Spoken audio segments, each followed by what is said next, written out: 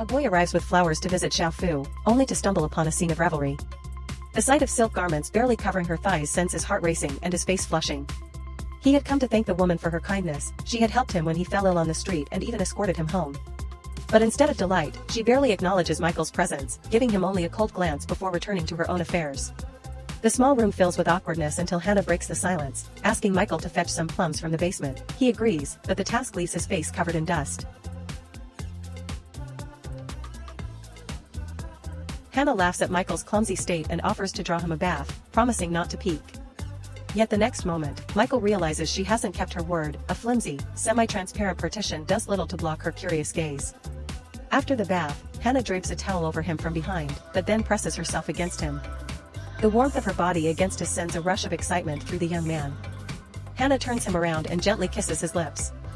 At 15, he knows nothing, but this 36-year-old woman teaches him everything.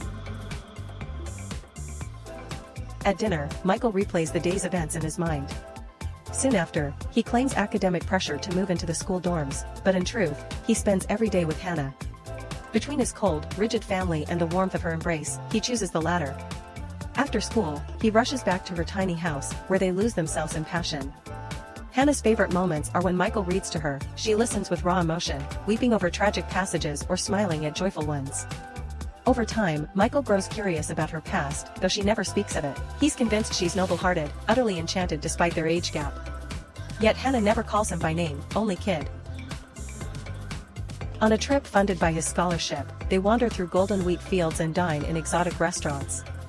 When the owner mistakes them for mother and son, Michael kisses Hannah boldly in response.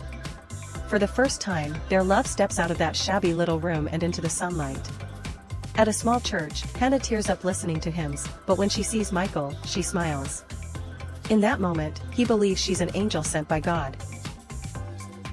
But their summer ends abruptly. Hannah vanishes without a word. Though she had always led their relationship, Michael is shattered. He lies weeping on the old bed, clinging to her lingering warmth, but she never returns. His life resumes its original path. He studies hard, enters a top university, and becomes a law student. Yet he remains emotionally closed off, distant from his peers. To force himself to socialize, he joins a research group observing trials, where, to his shock, he sees Hannah again.